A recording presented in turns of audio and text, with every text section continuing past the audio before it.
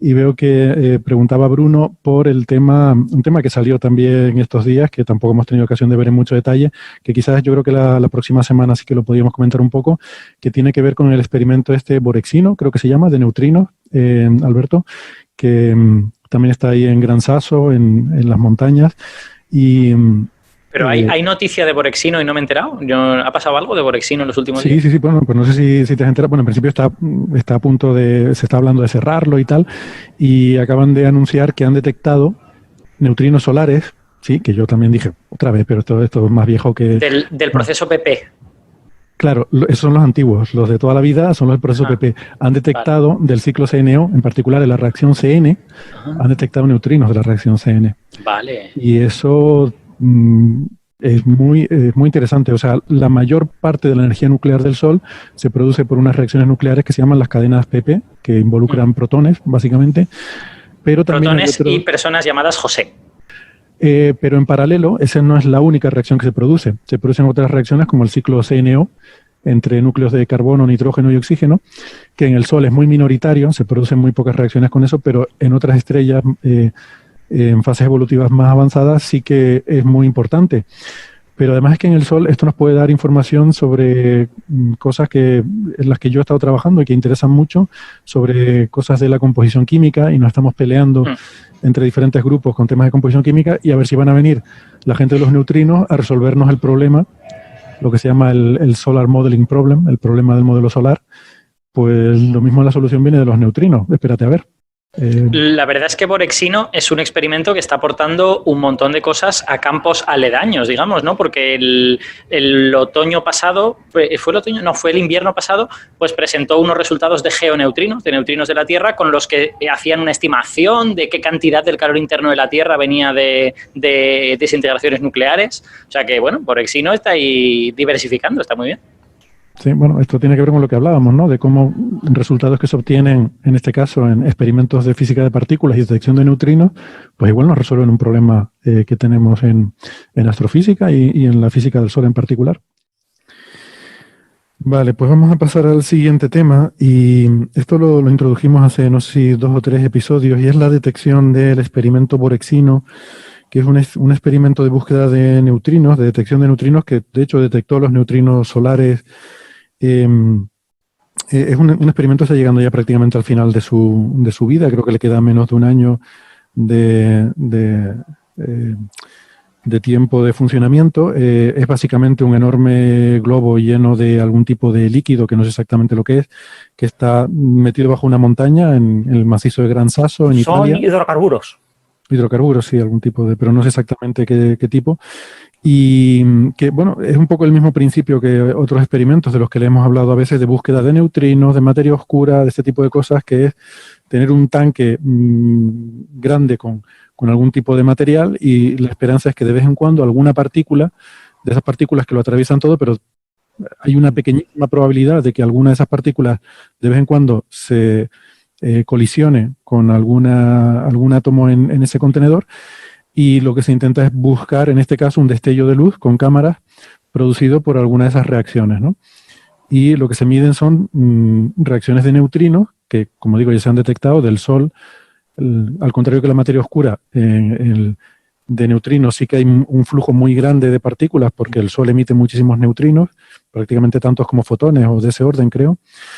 Y esos neutrinos que vienen del Sol, bueno, pasan desde el núcleo donde se generan, atraviesan la Tierra, se meten en la montaña, y alguno de ellos interactúa con el experimento, ¿no?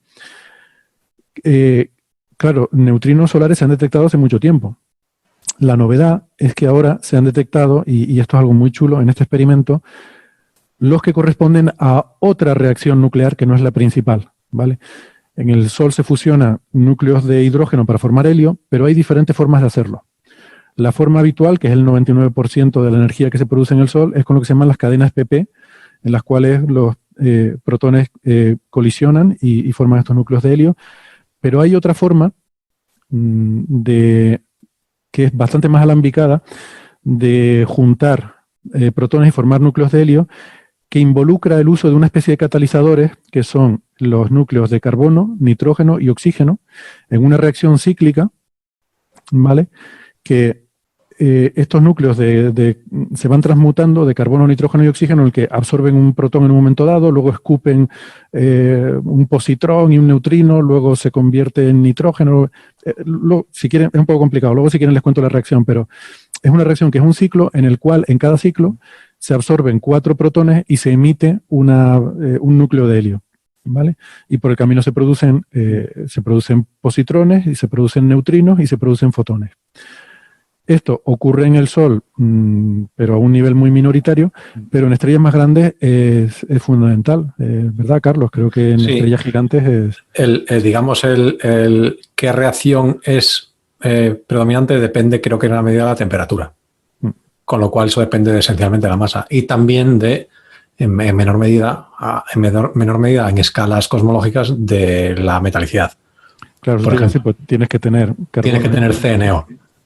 Entonces se pone, por ejemplo, que la primera generación de estrellas no podían ejecutar el ciclo CNO porque directamente lo único que tenían era hidrógeno. Claro. Y de manera nada casual, el CN, o sea, carbono, nitrógeno y oxígeno son de los elementos más abundantes después del helio y el hidrógeno. Sí, son los primeros que se empiezan a formar luego en otras reacciones, como son, creo que las triple alfa, ¿no? Son en las que se juntan estos núcleos de helio y precisamente lo que empiezan a dar es carbono, nitrógeno y oxígeno, fundamentalmente, ¿no? Pues mira, tengo aquí la reacción, si quieren se las comento rápidamente, pero para que se hagan idea un poco lo complicada que es. También da para muy buena radio la reacción. Bueno, no sé si da para buena radio. También va a ser palito, palito, hidrógeno, palito, palito. No, pero mira, si empiezas en el carbono, por ejemplo, porque es un círculo, ¿no? Entonces, donde empiezas en el carbono 12, ¿vale? Y estos son núcleos, ¿vale? No son átomos. Ahí las temperaturas son tan altas que solo tenemos el núcleo. Carbono 12 es el isótopo normal del carbono, ¿vale? 6 protones y 6 neutrones. Empiezas con carbono 12. Absorbe un protón y emite un fotón de rayos gamma. Entonces se convierte en nitrógeno 13. Que este ya no es el nitrógeno normal. El nitrógeno normal es el 14, a este le falta un neutrón. Entonces es así como un poco inestable y espontáneamente decae, emite un positrón y un neutrino. Y aquí ya no sale un neutrino. Pues estos son esos neutrinos que se detectan. Entonces ese nitrógeno 13, al decaer así, decae a carbono 13, que ahora es otro carbono diferente, no es el carbono 12. El carbono 13 pues también es un elemento que tampoco es muy estable, no está muy a gusto, y en cuanto puede se encuentra con un protón, lo absorbe y forma nitrógeno 14, que este ya sí es un elemento estable. El nitrógeno 14 luego recibe otro protón en una colisión, emite un fotón y se convierte en oxígeno 15. ¿Vale? El oxígeno fetén, el que a él le gusta estar, es como 16, así que ese oxígeno 15 tampoco es muy estable y en cuanto puede se emite un positrón y un neutrino. Al emitir el positrón ya pierde una carga y se queda en nitrógeno 15. ¿Vale? Y ese nitrógeno 15 ya, al recibir otro protón, con otro pepinazo que se lleva, ya sí que escupe una partícula de helio, un núcleo de helio, y entonces ya pierde 2 protones y ya se queda, entre el protón que ha absorbido y los 2 que ha emitido, ya se queda otra vez como carbono 12 y vuelta al principio de la reacción. Ha quedado, efectivamente, como decía Carlos, da para muy buena radio esto. Y también conviene recordar que las probabilidades individuales de todas estas reacciones son absolutamente minúsculas, con lo cual esto solo se puede producir en ambientes con una densidad gigantesca, como los interiores solares. Y de hecho, por ejemplo, bueno, y esta, digamos, todas las reacciones, dependiendo de la fase de evolución de la estrella, va a estar quemando una cosa. Solemos decir quema hidrógeno para producir helio, quema helio para producir carbono. Esta es de las reacciones más sencillas y ya es terriblemente compleja. Por ejemplo, la cadena triple alfa es súper compleja y después ya elementos superiores cada vez son más complicados también. Por eso les cuesta más a estrellas más evolucionadas el generar energía, ¿no? Cada vez más difícil. Y cada vez es un poco lo de las ganancias decrecientes. No solo les cuesta más, sino que la energía producida cada vez es por unidad de masa es más baja. Sí, se va poniendo todo muy mal. Pues eso, entonces la gracia es que aquí van estos núcleos de carbono, nitrógeno y oxígeno se van como reciclando en la reacción, se rompen, pasan de uno a otro, pero vuelven al final... esa parte de la reacción se sostiene, siempre se mantiene igual, no cambia, pero lo que sí cambia es que vas absorbiendo protones y escupiendo partículas de helio. Vale. Entonces esto, como digo, en el Sol pasa muy poco, menos del 1% de la energía se genera así, pero genera unos neutrinos que son diferentes, creo que son más energéticos, Francis, que los que se producen en las cadenas PP y son los que se han detectado ahora, ¿no? Sí, pasa que con estos neutrinos es que no están bien picados en energía, tienen un espectro muy plano de energía, entonces son muy difíciles de detectar, ¿no? Entonces el borexino puede ver una cierta banda en la que tiene más sensibilidad para detectar este tipo de neutrinos, no puede verlo en toda la región donde se genera la energía, porque generan energía entre 0 y 1400 kiloelectronvoltios, creo recordar algo así. Es un rango muy amplio de energía, ¿no? Y borexino puede verlo en una banda pues alrededor de 600, 800 kiloelectronvoltios, ¿no? Entonces, en esa banda, el problema que tiene borexino fundamentalmente era la contaminación por berilio 210, ¿no? Borexino es pues como una esfera de nylon que contiene los hidrocarburos. Y el nylon tiene algo de plomo. Y el plomo 210 decae en bismuto 210. Y el bismuto 210 es radiactivo beta y emite electrones en un rango, un espectro también bastante plano, en un rango bastante parecido al rango de los neutrinos CNO. La energía máxima es un poco más pequeña, pero en la región en la que puede ver borexino, prácticamente son comparables. Estamos hablando de la misma cantidad de... Y si tienes mucho contaminante, es lo que pasaba con borexino en fase 1 y fase 2 hasta 2014, resulta que no ves nada, no ves ningún CNO, solo ves neutrinos debido al contaminante de bismuto. Entonces lo que ha habido que hacer en 2015 es, entre comillas, bajar la contaminación, ¿no? El limpiar, ¿no? Para bajar la contaminación fundamentalmente es un proceso de difusión desde el nylon hasta el líquido de hidrocarburos que está dentro. Entonces lo que tienes es que bajar la escala de tiempo de la difusión. Entonces, ¿cómo bajar la escala de tiempo de la difusión? Controlando muy bien la temperatura y el movimiento mecánico del líquido.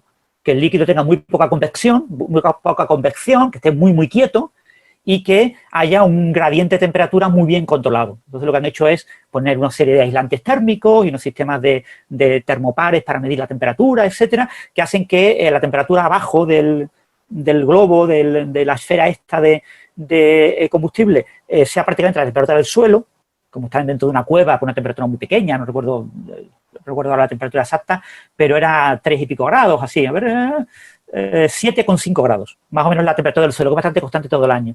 Y en la parte de arriba... Lo que en Canarias se llamaba la fresquera. La casa donde ponías a enfriar el vino. 7 grados y medio abajo y unos 15,8, fluctúa más en la parte de arriba.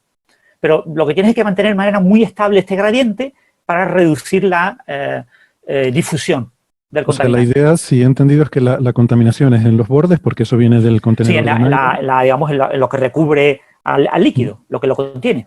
Y entonces, igual que hablamos de Xenon 1T el otro día, la idea es que tú descartas los eventos que vienen del borde y te quedas solo con el centro, pero claro, si se te va difundiendo ese bismuto, se te va difundiendo por todo el material, entonces no sirve de nada, ¿no? Y lo que el bismuto te genera, o sea, si el bismuto desde las paredes penetra dentro del líquido, como emite neutrinos con una energía parecida, te confunde. Porque tú ves un evento, tú buscas eventos que estén más o menos en el centro de la región que observas, ¿no?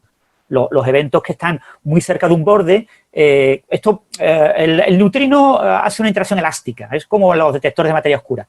El neutrino llega, choca contra un electrón, lo mueve un poquito y ese pequeño movimiento hace que la nube electrónica se mueva y eso produce un pequeño flash de luz. Entonces, esta luz, el líquido es ultra puro, no sé qué, llega hasta los fotomultiplicadores que rodean al contenido del líquido. Hay una esfera exterior de acero inoxidable en la que están insertados todos los fotomultiplicadores. Esto es una cosa muy bonita, como ocurre con el supercambio Candes, son cositas así como semiesferas de cristal, es unas fotos muy bonitas, ¿no? Y entonces llega la luz a esos fotomultiplicadores. Si tú estás muy cerca del borde de la pared del detector, muy pocos fotomultiplicadores se excitan. Para excitar un buen número de fotomultiplicadores, nuevamente, claro, la luz es como un cono, ¿no? De luz, pues necesitas que esté más o menos centrado, más o menos en la región central del detector, ¿no? Entonces, lo que tú tienes que evitar es que tu bismuto, que también te genera neutrinos, se vaya hacia el centro del líquido. se mueva por el líquido. Si tú tienes convección, si tú tienes movimiento del líquido, pues eso lo mezcla y mezcla esos contaminantes. Si tú tienes el líquido muy, muy quieto, pues lo poco que se difunde desde el nylon externo, pues se queda más o menos en esa pequeña región del borde, ¿no? Y es fácil de identificar porque son sucesos que no te interesan porque te dan una señal en el fotomultiplicador que no es clara y no te permite estimar bien la energía. Necesitan cierto número de fotomultiplicadores como mínimo para poder estimar bien la energía del neutrino, ¿no? Claro, eso me refería, ¿no? Descartas los eventos del borde y te quedas solo con los que ocurren más hacia adentro del contenedor. En el centro del detector, exactamente. Vale.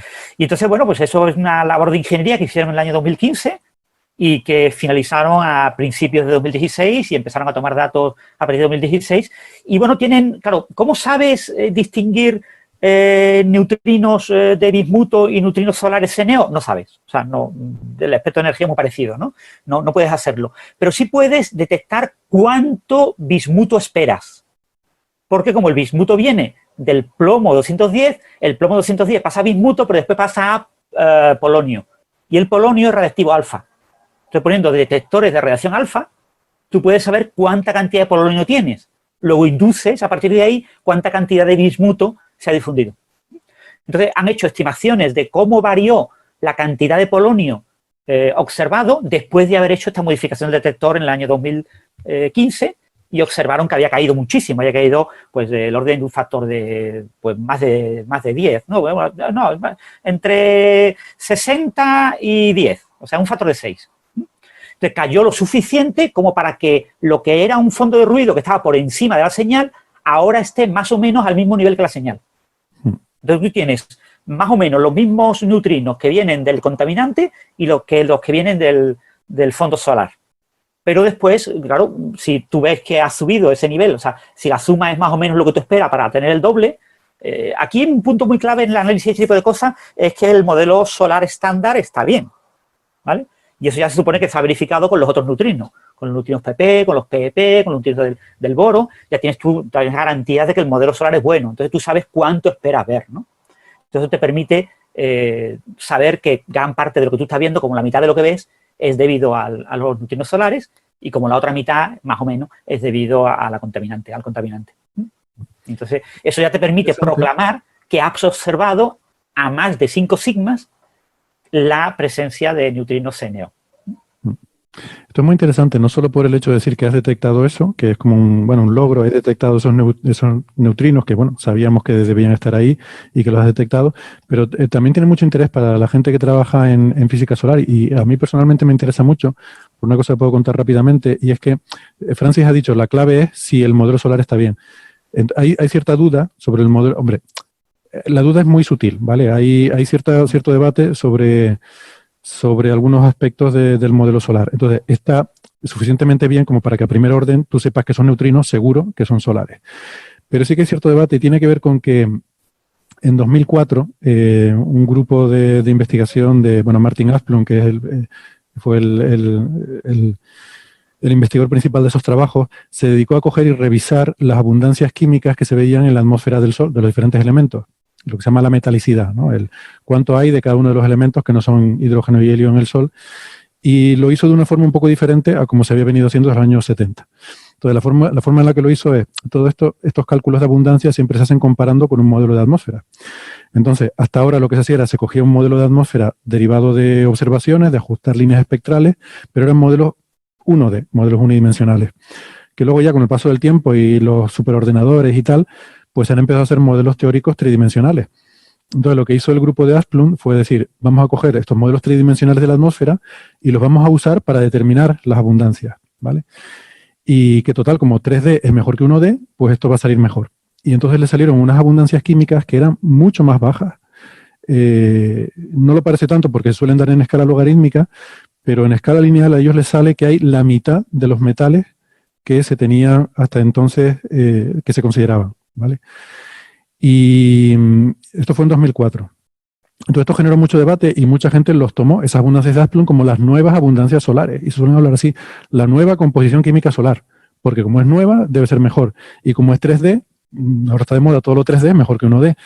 Pero mucha gente no tiene en cuenta que efectivamente 3D es mejor que 1D, pero es un modelo teórico, es una simulación, ¿vale? Los otros están basados en ajustar observaciones, que que vale, que aunque 3D sea mejor que 1D, ese modelo 1D, de alguna forma, al hacer tú el ajuste, en los parámetros del ajuste, estás camuflando los efectos tridimensionales, ¿no? De alguna forma.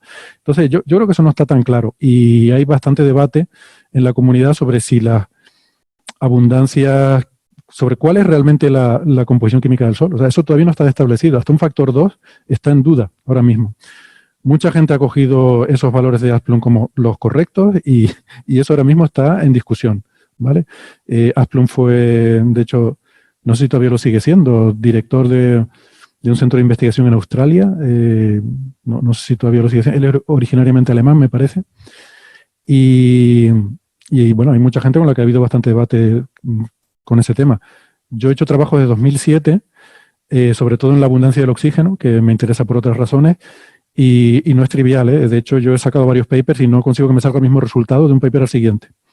Entonces, para mí, ese es un problema que es un problema abierto y que con las observaciones que tenemos no tenemos suficiente precisión para terminarlo de ajustar. Sobre todo con elementos como oxígeno y como nitrógeno, que son muy difíciles de medir en la atmósfera solar. Entonces, un factor 2 yo creo que es nuestro margen de error ahora mismo.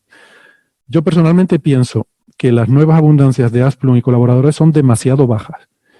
Hay mucha gente ahora que está convergiendo una especie de solución intermedia, que ni eran tan altas como antes ni son tan bajas como la de Asplund, sino una cosa un poco intermedia. Entonces, cuento todo este rollo porque ahora mismo yo creo que observacionalmente en las observaciones de atmósfera no hay suficiente precisión para resolverlo, pero esta historia de los neutrinos sí que promete dar una visión ortogonal a este asunto. Porque esto depende de cuánto carbono, nitrógeno y oxígeno hay, depende mucho de la metalicidad y depende mucho de la temperatura en el núcleo solar. Y todo eso depende mucho de cuál sea la composición química del Sol. O sea, que si se mide un poco mejor esto, o sea, ahora mismo se ha medido el nivel lo hemos detectado, ¿vale? Pero si se mide un poco mejor, esto podría zanjar ese problema que lleva ya 15 años de debate en la comunidad solar y que, caramba, está feo. O sea, que estamos hablando del Sol y que en 15 años tenemos todavía un factor 2 de incertidumbre en las abundancias. Sí. No tenemos todavía una solución. El único problema, Héctor, es que ahora mismo no hay, ahora que va a acabar ya, acabado ya, no creo, por Exino, de tomar datos, necesitamos un nuevo instrumento. Entonces, hasta que no se haga un nuevo instrumento puede costar 10, 15 años. No va a ser algo rápido. Un instrumento específico para detectar estos neutrinos, ¿vale? Porque otros instrumentos que hay de detección de neutrinos solares no tienen la capacidad de detectar estos neutrinos CNO. Entonces, ¿hay un plan para una secuela de Borexino? No lo sé, que yo sepa no, pero no lo sé, porque quizás no recuerdo si cabía o no cabía en el lugar donde estaba, pero lo pueden poner en otro lugar. Vale. La verdad es que no lo sé. Bueno, yo he leído... Y bueno, en este artículo concreto no deciden nada, pues se queda justo a la mitad. Han comparado los resultados de dos modelos, un modelo que llaman el modelo estándar de baja metalicidad y el de alta metalicidad, ¿no? Para el núcleo, y le da como dos bandas y el resultado, las dos bandas chocan, ¿no? Tienen una parte en común y el resultado que hemos tenido es que el pico está más o menos justo en la mitad, es bastante ancho, o sea que ahora mismo es 50-50, ¿no? Claro, por eso digo que este resultado en concreto no permite resolver ese problema, simplemente te permite decir hemos detectado estos neutrinos, pero quizás avances en este sentido podrían contribuir a resolver ese problema, ¿no? Sí. Hombre, los neutrinos son partículas muy, muy interesantes. Lo que pasa es que, claro, la mayor parte del interés en neutrinos está en desvelar sus propiedades más íntimas, ¿no? De la masa, si son partículas de Dirac o de Majorana, cuánta violación de simetría CP tiene la física de los neutrinos. Y ese tipo de problemas son, como tú dices, muy transversales al tema de los neutrinos solares. O sea, con neutrinos solares no tienes un buen control. Tú necesitas haces de neutrinos muy específicos, necesitas, o sea, medirlo con neutrinos atmosféricos, neutrinos de rayos cósmicos, con neutrinos solares, cuando puedes tener fuentes, como pueden ser los reactores, cuando puedes tener colisionadores de partículas que te generan un chorro de neutrinos con propiedades muy, muy controladas, ¿no? Entonces tú sabes perfectamente cuántos neutrinos hay, cómo se dispersa ese chorro, de qué tipo son, etcétera. Ese tipo de problemas se están orientando a tratar de resolver de esta manera, ¿no? Entonces el interés en los neutrinos solares ya ahora mismo es colateral. Sí, quiere decir que experimentalmente los avances que hay previstos son de cara a la física de partículas, entender la masa de los neutrinos Sí. o sus propiedades, ¿no? Como en Claro, física de eso partículas, ¿no? son resultados que indirectamente podrían dar más información a los datos ya existentes, ¿no? Pero va a ser difícil. No, yo no me consta que haya una iniciativa clara de tratar de explorar este problema de los modelos solares utilizando neutrinos CNO de manera específica, ¿no? Sí, no es una, en fin, no es una cosa mayoritaria, ¿no? No es cosmología o física de partículas. Claro, porque el gran problema miles de la investigadores. física solar, que era el modelo que no funcionaba porque no sabíamos que los neutrinos tenían masa, ya se resolvió. Sí, Entonces, en aquel momento, cuando se diseña Borexino, era muy importante, porque era a principios del año 2000 y los primeros experimentos que confirmaran el resultado que había tenido Kamiokande, pues eran experimentos que iban a estar ahí compitiendo para el Nobel, ¿no? Entonces, era interesante ese tipo de experimentos. Al final se lo llevó SNO y creo que SNO y Kamiokande se llevaron el Nobel, pero los italianos hicieron varios experimentos tratando de colarse ahí en esa línea.